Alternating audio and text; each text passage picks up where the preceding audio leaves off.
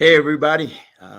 Welcome to Relevant Conversations, and you know who I am. I'm Bishop John Solders. I am happy to be here. I'm in a little different confines. Ask me privately, I'll tell you where I am and what I'm up to. But I'm up to good stuff, and this is what I would ask you to do. If you would say a prayer for me and Pamela and my entire family. That's what I'll ask you to do. I am grateful that I'm able to just about anywhere in the world set up shop and do what we do, and able to do this because technology has provided us the resource and the opportunity to spread what I'm calling this good justice, social justice, gospel something, and do it with people who I regard, who I love, who I respect, and I'm privileged once again and honored to invite to our platform and this opportunity to spend a little time with a dear friend of mine who I guess we've known each other for probably a decade or more, longer. Knew him before we actually got to meet. This faith leader walked across the country. He was a part of and led this group that did something real crazy. They took a walk and kept a walking and kept a walking. And in the meantime, along the way, carried a message. It has now become known as the Phoenix Affirmation. And I'm maybe we can ask him about it a little bit. He later, we introduced ourselves to one another, or got to know each other pretty well when he was pastoring the church in Nebraska. Woo-wee. I know something about the Midwest. I know something about it. And so, he spent some time out west in Oregon, and now secret, he's in Connecticut for a little bit of time. So we're going to get a chance to hang out a bit more. I'm looking forward to that. Let me welcome to our time and our format tonight the Reverend Dr. Eric Enes, who is the interim senior minister at the Niantic Community Church in Niantic, Connecticut. Come on in the room, brother, and greet our friends. Hey, so great to see you, John. I just love you, and greetings to anyone who loves John is a friend of mine. Well, I appreciate it very much. It's been a while now. We got to talk a little bit about the Phoenix affirmation. Oh, sure. And then if you could talk just a little bit about Darkwood Brew. That was some fun we had during those years. I was privileged to be on his platform and talk about all kinds of stuff that we were engaged in and involved in over the years, and we found ourselves connected in one way or another. We've done conferences together. I did a little music, he did a little preaching. There we did some stuff there a few years ago. But talk about the Phoenix affirmation and your kind of roots in what we're going to call, quote, the progressive Christian movement. How about that? Sure, I'd be happy to. And by the way, you just have way too many talents. I mean, podcast, or social justice leader, musician. My gosh, anyway, I love you. So yeah, the Phoenix affirmations came. Actually, it was 2004. You may remember what was happening in 2004. That was a year of an important presidential election, and there was a lot of talk about how the religious right was kind of steering the politics of the nation, and a lot of kind of angst about that. And I'd been on sabbatical for 3 months in northern Ethiopia and southern India.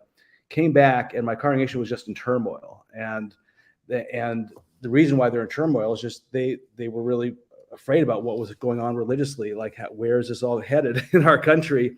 And I remember there was a choir leader in my high school choir director in my congregation who came up to me one day and just said in frustration, "Eric, I'm just tired of being a Christian butt."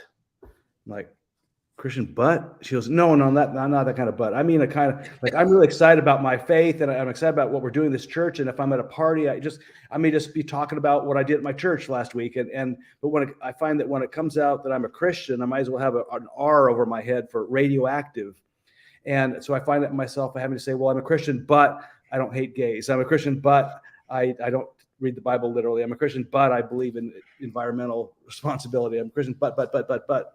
And she said, I just wish I could live in a world where if it came out of Christian, whether they like me or not, at least the image in their mind at least vaguely corresponds to who I am.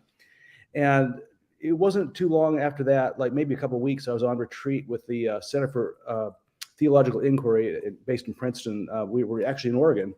And I was putting on my pants in the retreat center that morning. And I had this vision that lasted all of maybe a second. And I broke out laughing.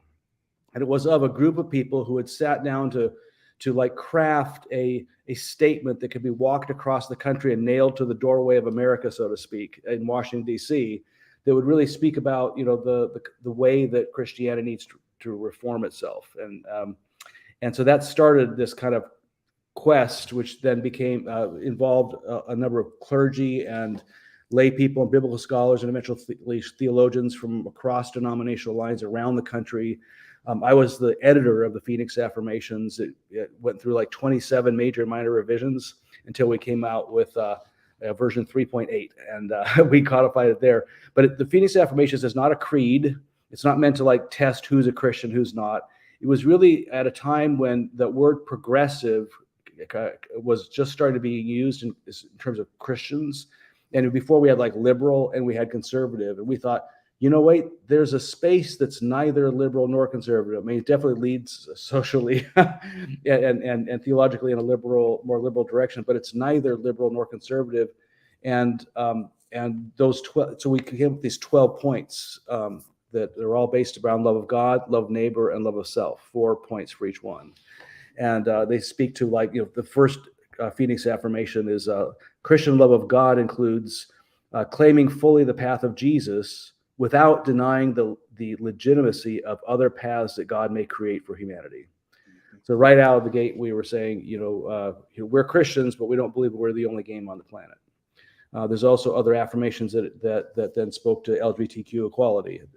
Back then, the Q wasn't as prevalent in 2004. And affirmations about the environment, faith in the environment, and separation of church and state, and loving our enemies, and also one that would imply that God actually loves all people for eternity. That there is no point which God's love shuts off. and things like that. And so we then walked those affirmations across the country in 2006, from Phoenix, Arizona to Washington, D.C. We had a core group of walkers, and then we had about 150,000 people roughly who were following us in various ways on the internet. And we had some people were actually wearing pedometers that measure your steps. So this is before Fitbits, and they're like mechanical pedometers, and they were logging their steps in support of the walk.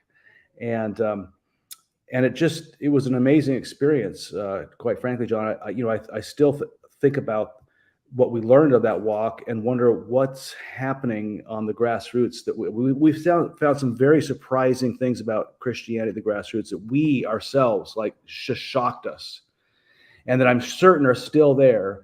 But if you were asking me what did you find, you'd think I was completely crazy, especially now, in light of the polarization that is so evident in our country. But I'll tell you, we walked, we thought we knew what a conservative Christian was and a liberal Christian was. By the time or even a political liberal, a political conservative, by the time we finished that walk 2,500 miles later, we had no idea. We literally thought that those labels obscure more than they help clarify where people are at. And part of the reason is because we found so many people in super conservative rural areas of like the panhandle of Texas and stuff, who may have had certain conservative values. They may have been going to a conservative church and so forth, but they actually had a handful of what we would call very liberal values as well. So they weren't 100% one way or the other. Certain issues like LGBTQ equality, we found surprising amounts of support amongst even very conservative people. They'd come up and walk up to us during this walk, and they'd whisper in our ear, "Hey, you're walking for me. I love these affirmations, but I'm sure I'm the only one in my church who would say this."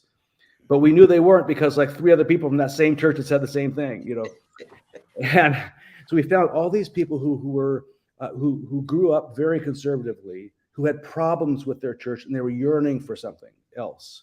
But we also found a bunch of people who had grown up in the liberal church, who also had problems with their own church. They weren't looking for a more for instance, they weren't looking for a more conservative Jesus, but they wanted more Jesus. They weren't looking for conservative prayer, but they wanted more prayer and spiritual disciplines. They weren't looking for a conservative reading of the Bible, but they wanted more Bible, and they wanted more Jesus. All these things, and when we asked either these liberals or the conservatives, what are you looking for? They described on the exact same faith. That these are the people who had problems with their own camp, not the people who were saying, "I love my camp." And they looked surprised. Those visions looked surprisingly like the Phoenix affirmations. And it was interesting because the people who grew up conservatively, what they were yearning for was LGBTQ equality. They were looking for non-literal interpretations of scripture. They were looking for not throwing everybody into hell who doesn't believe the same way they did. They were looking for all kinds of things that were liberal strengths. And then the people who'd grown up liberal were looking for more Jesus, Bible, and all this stuff, which were the strengths of the more evangelical, conservative crowd. And yet, those people they weren't looking at Jesus conservatively anymore either, or the Bible. And so both sides had gifts to share that if they knew each other exist, and they really didn't. By the way, I'm showing off I got a set of knives, new set of knives yesterday, and I'm very klutzy. So if I hold my hands and you see all these bandages, it's little cuts. But anyway, we grew up, I grew up in a liberal church. I didn't grow up to embrace evangelicals and think, oh, they've got something to say. And they didn't grow up thinking I'd have something to say. But we were finding that, wow, if they'd ever discover each other, these kind of post-evangelical progressives and post-liberal progressives, wow, there would be quite a joy fest, and for every year since 2006, all of us on that walk, we kind of looked, is it happening yet? Have they discovered each other? And we'd always have to say, well, no, I don't think they've found each other yet. However, in 2010 or 11, we discovered the first significant non-anecdotal evidence that those two groups had found each other. They found each other at something called a place the Wild Goose Festival that happened in North Carolina, first gathering in 2010 or 11. And all they did was they held up a flag saying, we're about justice, spirituality, and the arts. And we're Christian, but that's it though. Justice, spirituality, and the arts.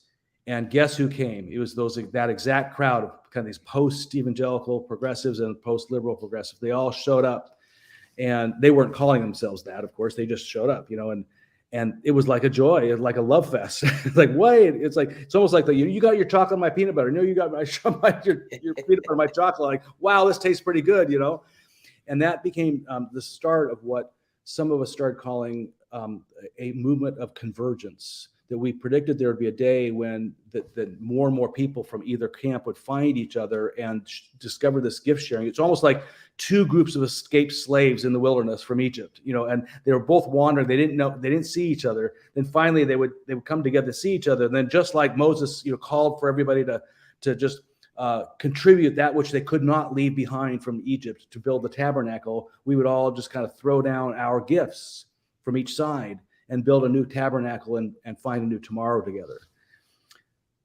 So why are we so freaking polarized today? That's what seems so crazy, right? But it was really happening. It was happening so much so that some of us were starting to write about that. I was writing about convergence Christianity. Then like Random House called me one day and said, you know what? Our marketing team is finding the exact thing that you found on the ground level. We're finding that. And like, they had no theological, they were just looking for money, right? But yet their completely profit-driven marketing department had found the exact same dynamics on the ground that we were finding.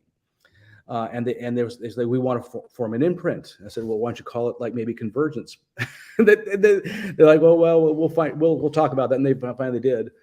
But what happened, John, I think, and I'd be curious actually your feeling about this. But my feeling is looking at it, like when those post-evangelical progressives started to really come out of the woodwork, those conservative friends of theirs noticed, and not so much friends, and they were attacked viciously. That whole kind of emergent church that was kind of full of all of those post-evangelical progressives, and they were just attacked relentlessly by that side. And I think that also on the liberal side, I mean, there's just the powers that be noticed that like if these two camps get together, then we won't have power. And they were looking at that religiously, they were looking at that politically. It's like, this cannot happen. Because in my interpretation of American history, religious movements in religion tend to precede movements in politics by about 20 to 30 years. It seems counterintuitive, right? Because like you think about slavery, or you think about all kinds of other issues, but it wasn't even like with slavery. There were obviously was very much religious people who were promoting that, but it wasn't until it reached a critical mass amongst churches that it really took off, like the abolitionist movement. And of course, in New England, we know a lot about that. The religious roots of the abolitionist movement, and just issue after issue, developments in religion tend to precede political ones. And so I think that what was happening is people noticed these developments in religion, and they saw that this is not going to just have religious implications, it's going to have political ones, and neither side in the power structures wanted that. And so I think that's part of the reason why I think we have today. Of course, there's also the social media bit and so forth, but those powers use social media and things like this to kind of drive people further apart. Well, you already preaching to the choir. You're right down my avenue, right down my lane. I'm fascinated with the development of this version and versions of spirituality. I often say that there is not one Christianity, but there are many Christianities. Yeah. And so this idea that the church believes one thing, and we believe that same one thing for 2,000 years. Well, that's hogwash, quite frankly. And to know the development of the roots of Christianity, those who are followers of the way, would know that the earliest of Christians. When I say this, people, it still freaks people out. Jesus wasn't a Christian. He was a Jew. What? Muhammad wasn't a Muslim. He probably was a Christian originally. Probably, I don't know. But Seem to be Buddha a was, student. Yeah. Buddha was maybe Hindu. So Yeah. so that right, so that spiritualities, and the way we see, search, and find truths that are both here present but also transcendent. We've done that, and tried to explain it in all kinds of ways. Yeah. And to say that, um, and as a Black man, as an African American, whose Christian roots have so much to do with African indigenous religion, and I was not mainline, progressive, or liberal Christian. I grew up in the fundamentalist Pentecostal, storefront Pentecostal church, urban church. And yet the through line to Africa for me, and then that particular West Africa, and those traditions, but that then when I started to study, had, man, a great deal to do with what was going on in Egypt and in East Africa, the connection to, and in fact, once I started to study, I got hooked, uh, and begin to see Africa's influence on this thing called Christianity that we have, to then know that now what we do in church, just the whole idea of going to a building, is an African thing. Because the earliest churches had church in houses, they table fellowship, right? Yeah. This whole idea of going to a building, and making prayers and lighting candles and maybe incense in the joint, all of that's all Africans. I'm getting ahead of myself, and I got so many more things I want to talk to you about. I think the what is clear to me is that what you discovered in 2006, this what would have seemed to be just a simple act of, hey, let's get out here and do something, turned into a discovery of what was beginning to be birthed. I believe it had its roots in what I'm going to call, what I have also taught and called, the third great awakening. Yeah. Right. So, the first and the second great awakening, those of us who do some theological studying, you hear about those. You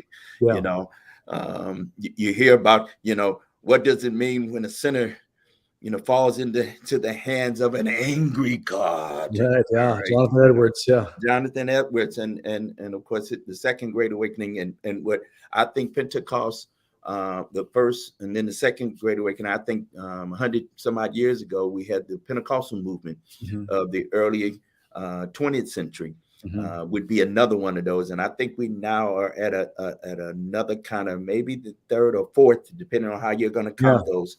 That is suggesting that, yes, I do have some sense of a transcendence. Yeah. Whatever you want to call that transcendence, God, Allah, Jehovah, Spirit, the Great Spirit, and yet I'm not necessarily bound wholly in the cultural representations of the books that we call sacred, that I have an expanded view of it. And in fact, I see far more what I call that which is in common than and what might be differences or divergences, have more cultural relative to you than anything else. And so, then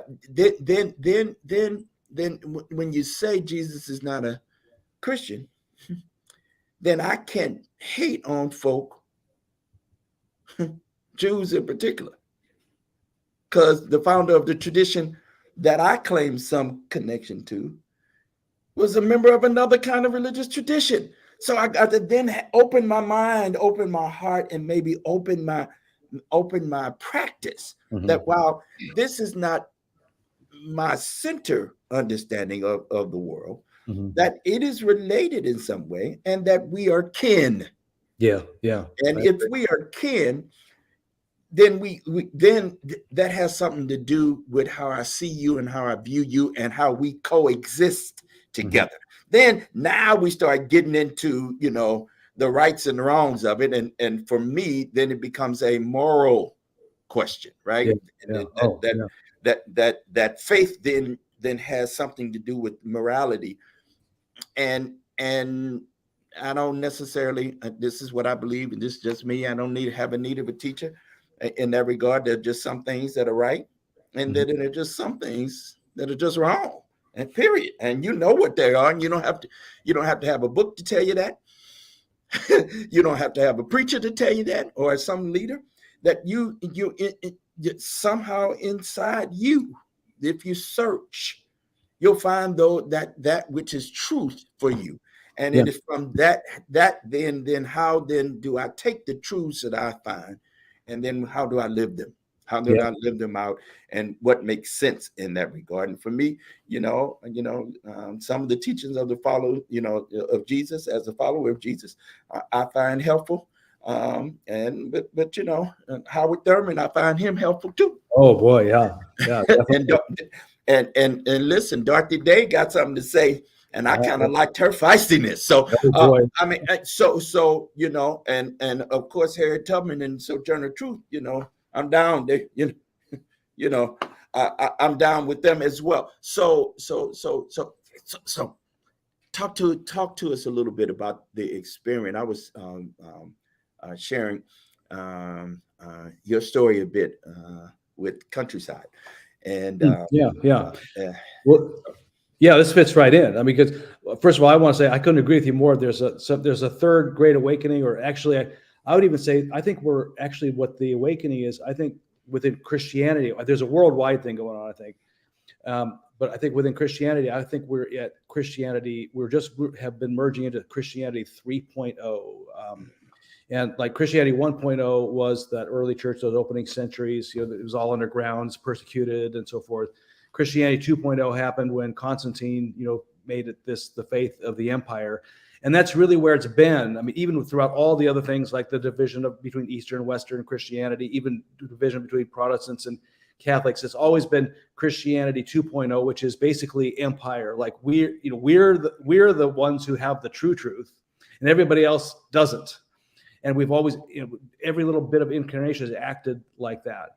And Christianity 3.0, I think is exactly what you've been articulating, is actually becoming aware that we can claim fully the path of Jesus without denying the legitimacy of other paths that God may create for humanity. And that actually there's a great deal of good that comes when you're not only not denying these paths, but actively paying attention to them.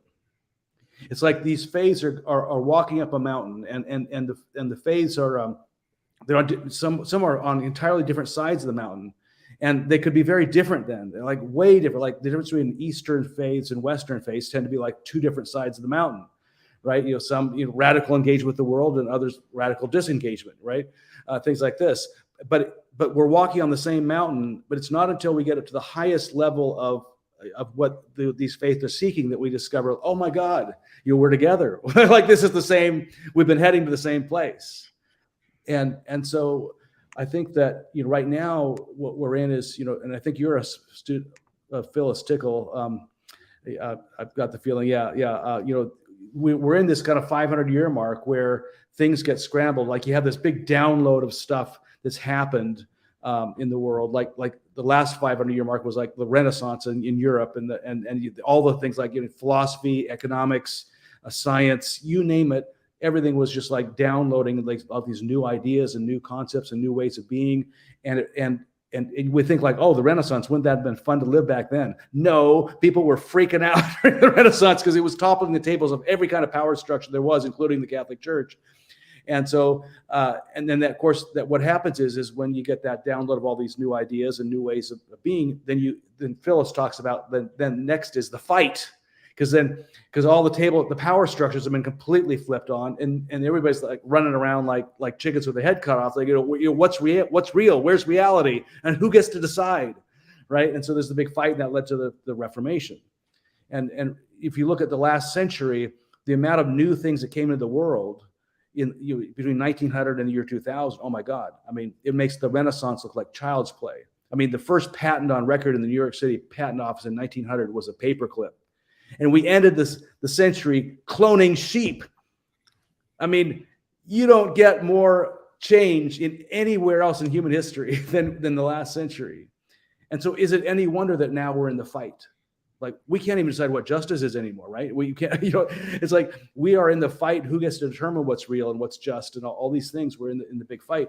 But I think that what has really been interesting to me is that with the advent, and you were referencing the technologies that's going to help us, like with the advent of like the internet, especially, but also before, even prior to the internet, the world became a much smaller place. And as the world grew smaller, people of faith, like Christian faith, became aware of other faiths, and they became aware of us more and more. And with the internet, especially, like it created a situation where you didn't have always back, like Rumi knew that we're all on the same mountain, right? Back in 700 years ago, he knew we were all climbing the same mountain, but you had to be like this great mystic, to know this. But now, with the internet and all the information that's out there, we're actually reading these sacred texts. It's like, oh, there's a good point to the Bhagavad Gita. And, oh my God, Muhammad had some interesting things to say. All this stuff is like, now you don't even have to be a guru to discover, like, oh my God, we're all going the same mountain, and yet we're in the political fight right now, and the religious fight, and the economic fight, and it's like we're all on these trails going up the mountains, but there's been this big storm. And the storm is like raging, and all of the faiths have lost their way a bit. Like the paths are like really, it's harder to figure out, like, okay, what does it mean to be Christian now? What does it mean to be Buddhist now? What does it mean to be Islamic now? We're all just kind of like this, because there's just so much static in the air. There's so much pushing and pulling and just trying to figure out what's real. But what I found out, back to your original question, like what happened in Omaha.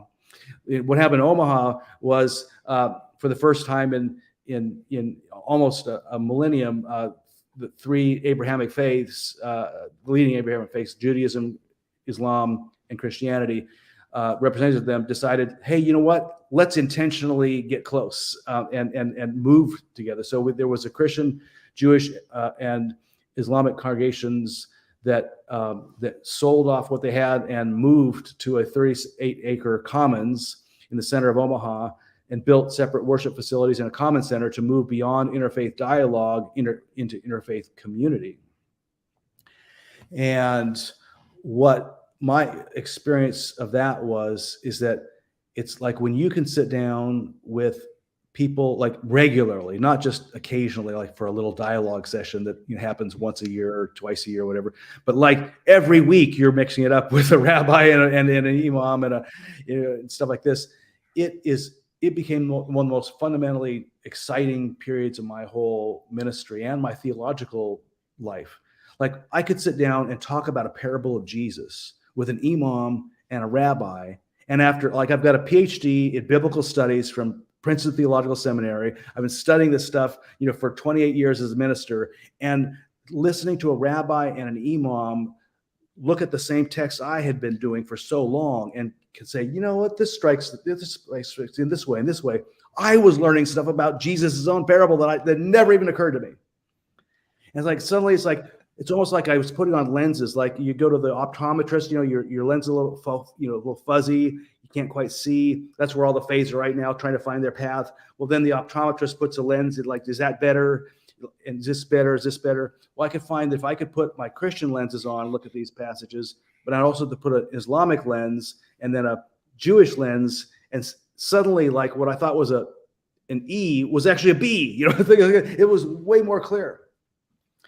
And I think that part of this Christianity 3.0, or the Great Awakening, the third or fifth or whatever Great Awakening we're at, has very much to do with people of faiths. And I would say, and I would count atheism as a faith. I would count, so I'm not discounting atheists, that we notice each other and we discover the gifts that each of these faiths are bringing. And we actually use these gifts to help, not just simply say, well, they all say the same things, whatever, but actually help us on our own path.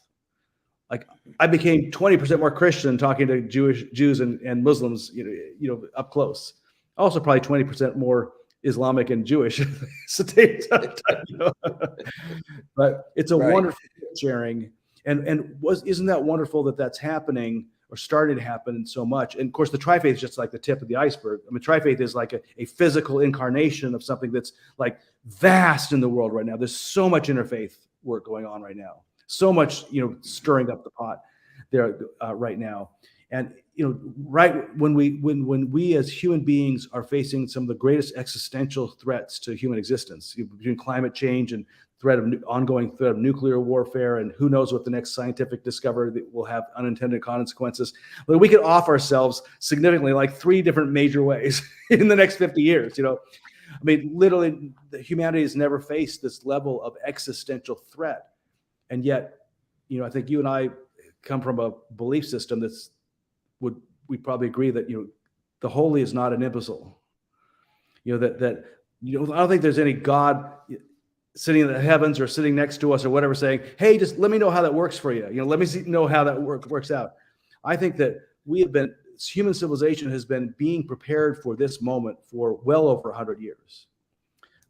And that the faiths coming together and discovering one another, and also even conservative and liberal Christians that were discovering each other in 2006, and that was part of it too. And that's part of this new thing that's going on, that's massive and it's worldwide, and it's part of a new era of a new consciousness, I think, that we are being invited to step into. And it's very tremendously exciting, even though we're doing a lot of fighting right now. That's right. We talk the same language, and we talk very much alike and akin as we talk about what we're facing. I titled our conversation tonight as I was thinking of it as a spiritual landscape, right? And you started talking about it. We got wars. This is just not rumors of wars. We are in war. I mean, Russia is in Ukraine. Yeah. We've been in several different conflicts. There are conflicts in Indonesia and in Africa and in South America. The struggle all over what is called the Middle East. It's not a continent. There are people's struggle. So not only are governments or nations struggling against one another, we got peoples who are saying, okay, we're not doing it anymore. So what's going on in Iran right now, and women who just said, listen, the job is coming off, I'm not doing it, I'm not wearing it anymore, right? What's happening in this country, where men continue to make decisions around what women do with their bodies and claim it's for God. Well, it's some women that are saying, not doing that anymore. So we got that going on, and there's that has spiritual implications, of course. Many are claiming their particular view, worldview, that has some kind of holy book related to it. I just find that fascinating, because in Christianity, most of us couldn't even read the holy book, and they wouldn't even print it in mass quantities, a holy book, until 500 years ago. So that's ridiculous to me that we'll use that to trump. We'll use that to trump, somehow, that's the thing. And yet there are ways in which we do know God is still speaking. My particular brand of Christianity came up with a slogan that we use, I never place a period where God has placed a comma.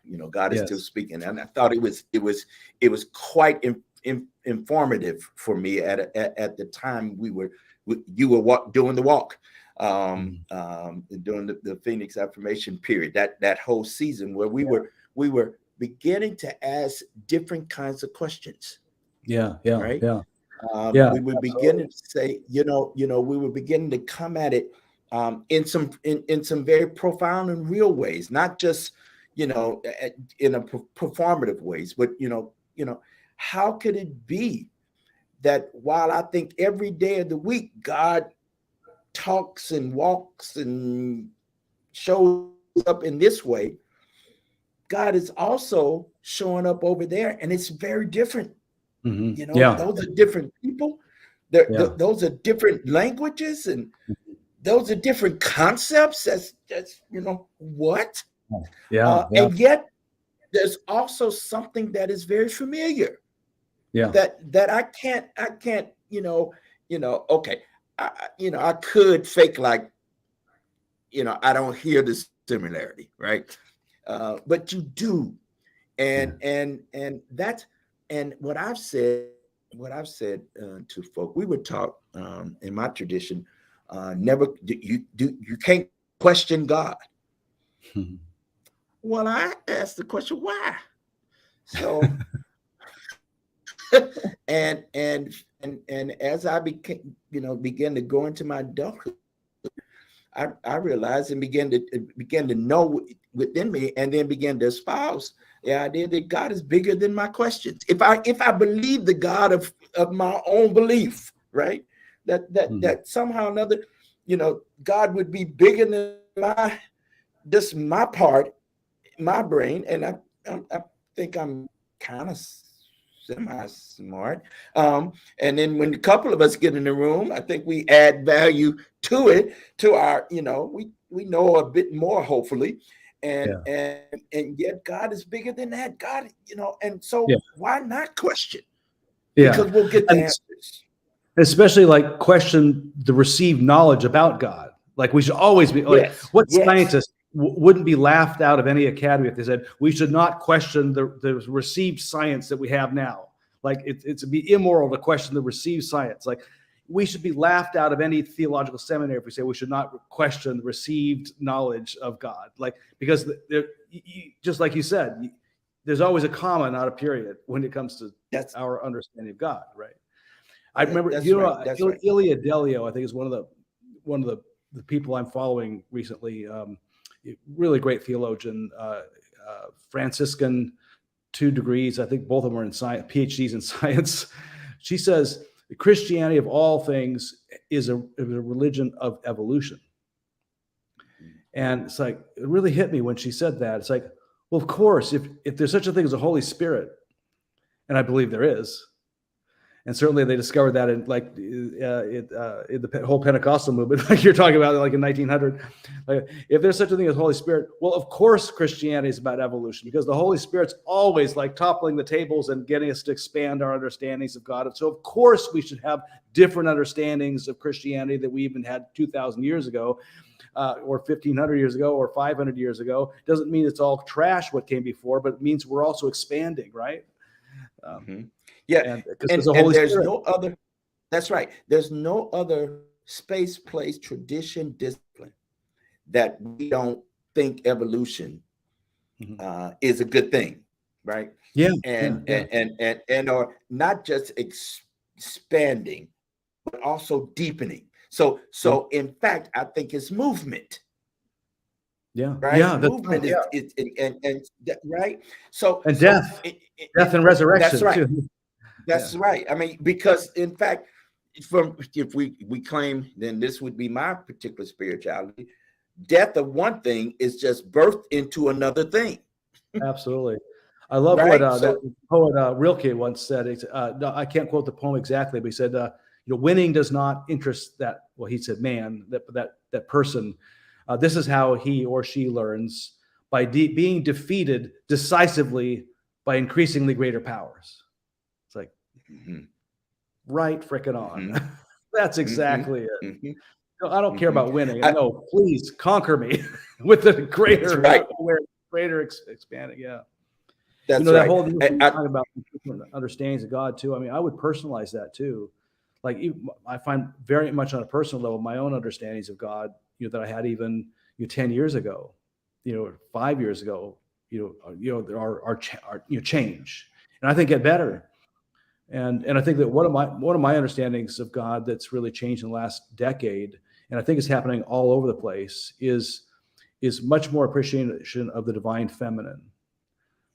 It's not to say that God is male or female, but that I think there's been like an energetic shift in at least Western civilization that come from a primarily male energy, which, it's always tricky to define, but it's like, kind of like this idea, like it's more testosterone filled, it's build, conquer, classify, control nature, bigger is better, that kind of thing. That's, in broad general terms. But now it's more, again, trying to define what's feminine gets tricky too. But what I mean is, like, it's not, we can't survive as a human species if it's like bigger is better. We got to be smaller and more efficient is better. We can't survive as a species if we're going to say we're going to control nature. No, we need to actually live with nature and within nature. We can't survive as a species if it's all going to be about the power that's at the top of the pyramid, and only they make decisions. It's got to be much more less hierarchical and much more shared and common. All those things. There's just been this energetic flip that I think is meant to be in order to help us survive into the next century. And one of the reasons why we have so much turmoil is because things that used to be considered good and right, and maybe even some of them were the day before yesterday, are no longer good and right. Like a lot of that build and classify and all, like that it built Western civilization to a very high level, right? And create all kinds of medical discoveries and feeding the world, all these things. But some of those things are absolutely wrong to do now. And I've got the feeling on the Eastern side, actually, they're moving from a feminine energy to a masculine one. I'm not positive. I'm outside my level of expertise there, but I've got the feeling both sides of the planet are in an energetic flip, right now. Mm-hmm. Mm-hmm. Well, I think this is maybe the key for our conversation tonight, at least one key, is to begin to think about what are the ways in which let me voice it this way: God is speaking, mm-hmm. that we're now just paying attention to. I'm a product of radio, AM radio, of a particular era, and the dial, you would have to tune it in, right? And I had an occasion, now it's all digital. You just punch up and it's 1600 on your radio. That's the number. I remember that there would be these, directions, and you'd have to tune it in. And I remember, if you didn't get right there on it, you'd have to hold your mouth right. And then you get it right. But remember when you didn't get the dial just right, and and then it would come in and out and static and all that. I feel like in many ways that's what's happening to us. There's some static, right. and the pace of our lives have been so that we are it's just too fast. But when we're able to slow down a bit, mm-hmm. and spend the time tuning it in, right? Then we hear and notice and begin to experience something different, which then teaches us and begins to share with us something different. And then it is from that something different, once you know better, you got to do better, right?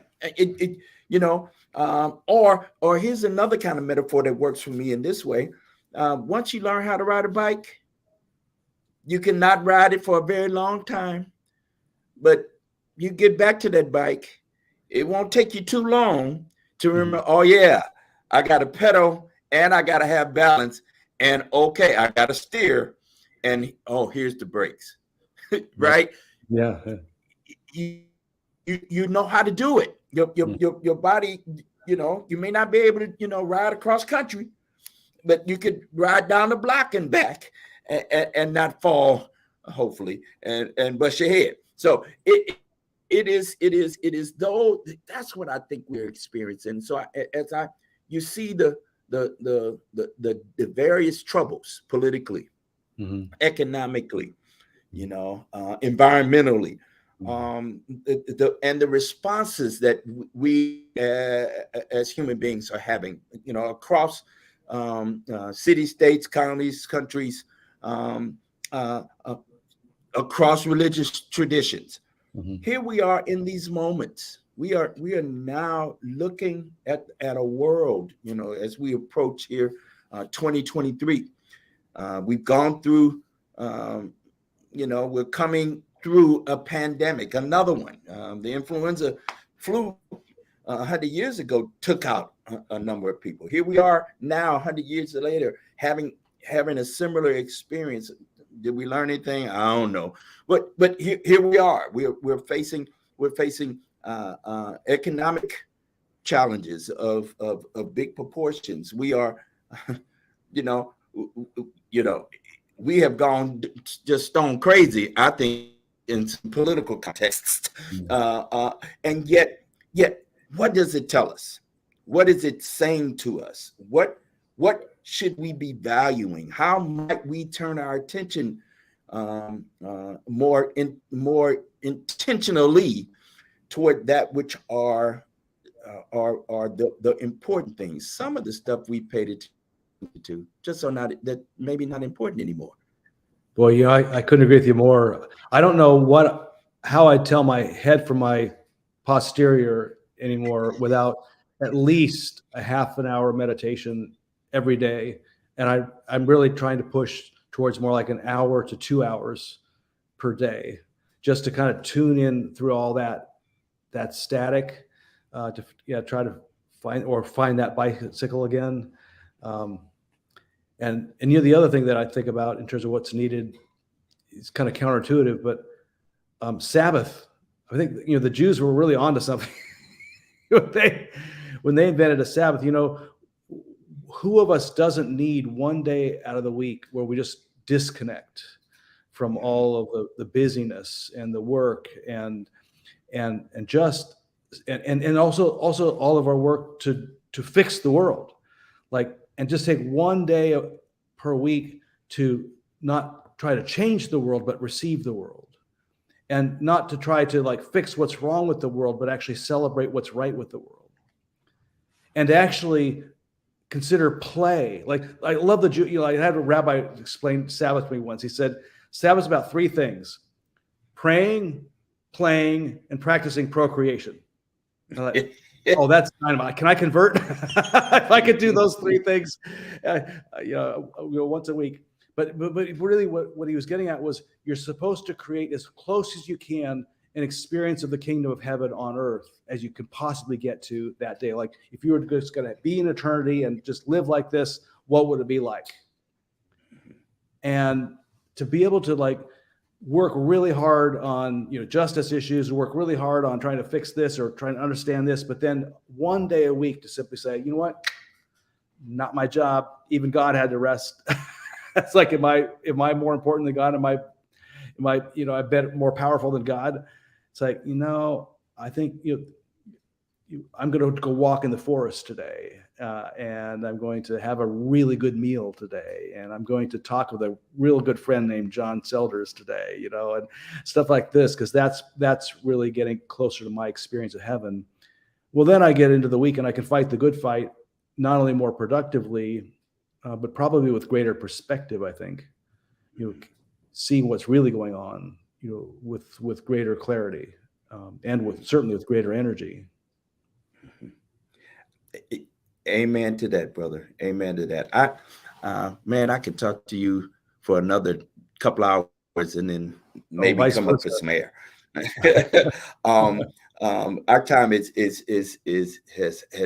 ticked and clicked off.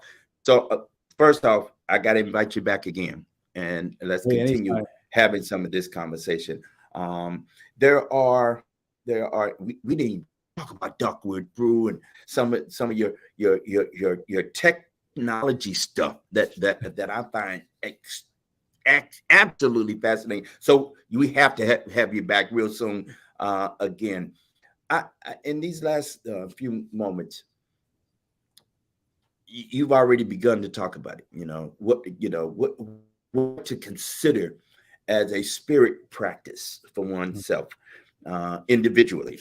I heard it. Spending more time that Sabbath and spending more time in meditation and in reflection. Some of us would say that's repentance. That metanoia, meaning to Yeah.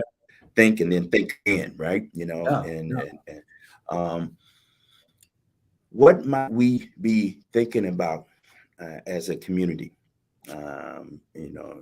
You and I both lead spirit communities, faith communities. We are in and communities that are in transition. Mm-hmm. In all the many ways that transition occurs. What might we be missing in relationship to that? I think in the progressive Christian church, which I'm very much, in part of, I'm part of the United Church of Christ and been a progressive minister all my life. This is going to sound like I've turned into some conservative, but I'm not at all. I think that we've kind of, in the progressive church, we have not only started to believe in, we believe in the separation of church and state, but I think there's been too much separation between the church and Jesus. Mm.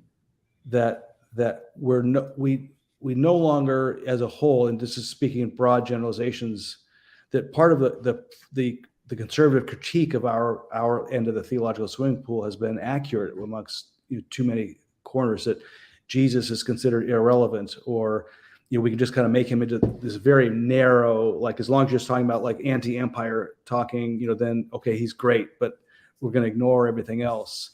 That we and developing actually a personal relationship, or is some way. Now, many of us have a hard time, think about personal relationship with Jesus maybe, but how about Holy Spirit? I mean, what have you? Some sort of personal relationship with the divine, I think, is just absolutely critical in our day. And for me, part of my own kind of repentance but also my growing edge into joy has been kind of reclaiming more and more of that Jesus stuff. And, there's this last year, I actually considered leaving the ministry entirely. I was just so freaking fed up with it all. And I realized, in kind of this deep darkness and deep frustration with not so much Jesus, but his followers, that, what, actually, I am still a Christian, and I'm still happy to be a Christian minister. And there's reasons for that. And one of those is, I think, is reclaiming for ourselves grace and reclaiming grace for others. I mean, we're going through, as a human civilization, a really difficult time and a really treacherous time with so much change going on. And we're all running around, and we're seeing people respond to change in healthier or in non-healthy ways, and we need to give ourselves a bit more grace, and we need to give others a bit more grace. And that's one of the things I love that's so central about Jesus, is about grace. I mean, even from the cross, we saying, "You Father, forgive them, for they know not what they do." That's a prayer that, to me, speaks to the people who I want to rip apart, because I think they're like, they're causing all kinds of injustice that I really rankles me. But it's also a prayer that goes to me. Father, forgive Eric, because half the time he doesn't know his head from his ass. and he gets, and if I'm going to accept that level of grace for myself, like that this consciousness, you call it God, call it divine, whatever, call it the universe, if there's such a consciousness that loves us all beyond our wildest imagination, if I'm going to claim that kind of love for myself, which means it's got to come with a lot of grace, then I've got to somehow give that away to others too, if I want to receive that for myself. And that's helped me tremendously deal with some real bad shit that came my way, that triggered almost infinite levels of rage of an abusive situation that happened.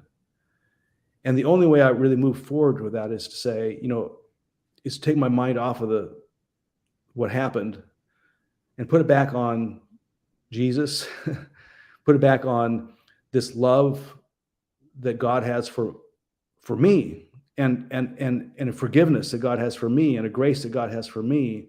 Say, okay, if I'm going to accept this for myself, then I don't want to be like that guy who, who's forgiven like $1 billion, then goes shakes down the person who owes him 100. I don't want to be the unforgiving servant.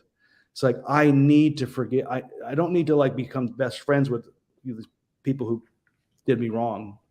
I don't have to condone what they did, but I have to let go of the rage and the anger and the condemnation. Like, let God deal with it, not me. I will accept my own forgiveness. I'll accept the grace that's come to me. And therefore, because I want to keep it, not lose it, I'm willing to let go of whatever karma or whatever I might be able to hold over them. Like, I wipe that away. And that was really the moving on. That's from the second I did that was the second I started to move on from that experience that led me to want to resign from ministry altogether, And to me, it's like, wow, it's been a while since I really kind of was steeped in that. I've been too angry about, especially since 2016. I've been too, full of self-righteous indignation, towards others. And it's like, I need to find a way back to this grace thing for others and myself both. And, it's not like the big political activist thing. It's not like, hey, we need to be on the floor. I'm probably going to disappoint some people. But I think that all of our activism, if it's not centered in a really strong dose of grace and loving our enemies, which means enemies means they don't love us, right? Then our activism is going to be like dust in the wind. And I think that's where a lot of our progressive activism has come to, is a lot of dust in the wind in society. We've got to reconnect with grace and God's love for those who oppose us and who we've opposed.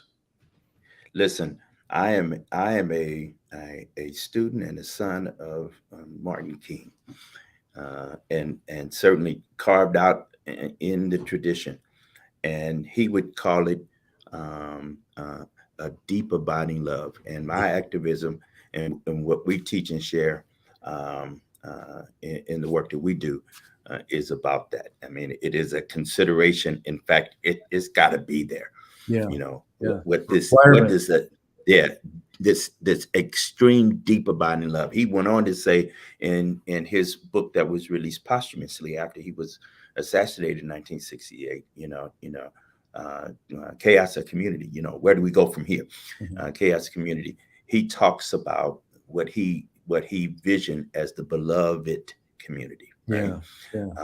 And where that the kinds of ways in which what you've named as a remembrance of what is the grace note, starting with oneself, right? Starting with oneself. Man, thank you for coming and sharing that. This has been rich and good.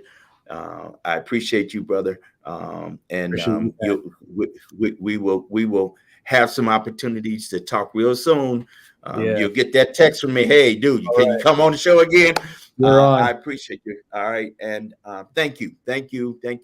We'll be praying and thinking of you, your new ministry with the folk in Niantic and your family.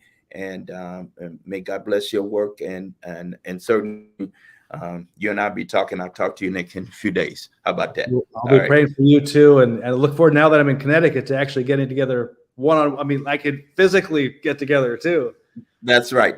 We do this Zoom thing and this virtual thing, but we can actually, get some coffee and break some bread. So amen. Absolutely. Amen to that. Amen. Appreciate you. Thank you for sharing with our family here tonight. Thank you, family, for being with us. And listen, we'll be back at the same bad hour and this same bad channel. Plus, it's all embedded on live on Facebook, Instagram, and YouTube, and moremoneyct.org. Go there. You'll find a listing of lots of the videos that we've been doing in this format and sharing. Share them, like them, do all the stuff you're supposed to do. Y'all know how to do. Y'all know the etiquette of social media now. We appreciate you. Thank you again. Talk to you. Peace. Right. Thanks, Eric. Take care. Bye.